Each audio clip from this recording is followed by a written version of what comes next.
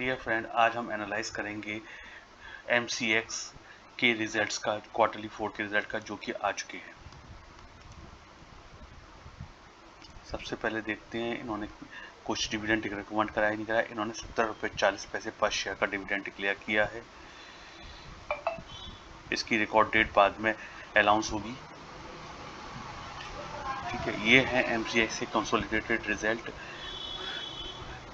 31/3/2022, जो कि पिछला क्वार्टर गया है, उससे पहले का जो क्वार्टर है, और last year same quarter.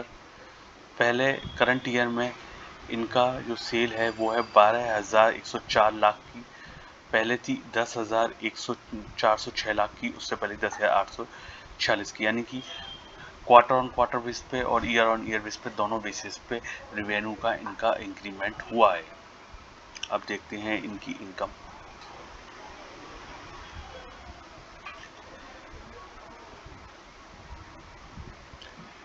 Exceptional item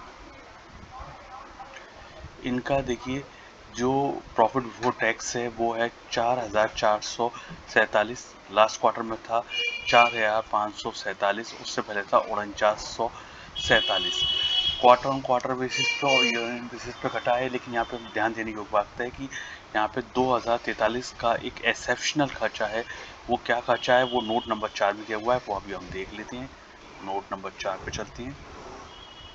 note number 4, the holding company had entered into an agreement in August 2018 with the software vendor to develop a trading system for the spot market. As per the milestones, payments were made to the said software vendor from time to time. The holding company has incurred 2,043 lakhs on the said project and was shown as intangible under the development on the account of non-fulfillment of the scope of the project within the timelines and dispute arise between the parties. The board has constituted an empowered committee to evaluate the financial and technical aspect of the said system developed by the said vendor.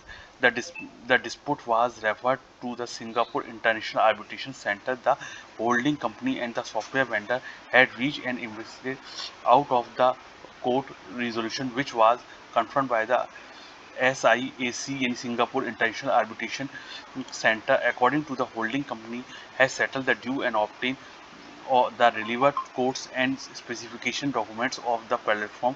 Based on the standing committee on the technology recommendation, a technical committee thereafter evaluate the codes afresh and conclude in its technical report that the code cannot be used directly for any specific use case of the exchange. According to the management, has discontinued further the development of this intangible assets under the development and entire expense has been impaired.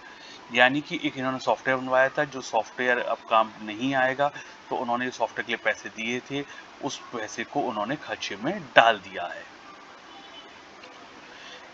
यानी कि यदि हम इसको देखें, यदि इस खर्चे को यदि हम हटा दें, तो इनका काफ़ी लार्ज एक्सटेंट पर प्रॉफिट भी इंक्रीमेंट हुआ है। बहुत ज़्यादा प्रॉफिट भी इंक्रीमेंट हुआ है इनका क्वार्टर ऑन क्वार्टर बेसिस पे, ईयर ऑन ईयर बेसिस पे। लेकिन इस एक्सेप्शनल आइटम की वजह से ये नहीं शो हो पा रहा है, ये घट गया है, क्योंकि ये काफ़ी बड़ा एक्सेप्शनल आइटम है। अब इनका देखते हैं नेट प्रॉफिट कितना आया। नेट प्रॉफिट आया है इनका 3653 लाख का करंट क्वार्टर में। लास्ट ईयर क्वार्टर में था 3,446 लाख रुपए का, उससे पहले था 3,844 लाख रुपए का। यानी क्वार्टर ऑन क्वार्टर बेसिस पर थोड़ा बढ़ा है, लेकिन ईयर ऑन ईयर बेसिस पे थोड़ा सा घटा है।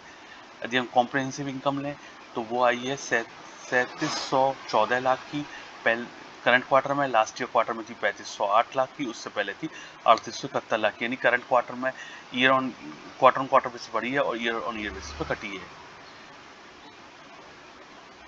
तो इस हिसाब से हम कह सकते हैं रिजल्ट तो बढ़िया है, लेकिन इनके एक्सेप्शनल आइटम की वजह से इस करंट क्वार्टर के जो रिजल्ट हैं वो हमें ज़्यादा अच्छे नहीं दिखाई दे रहे हैं।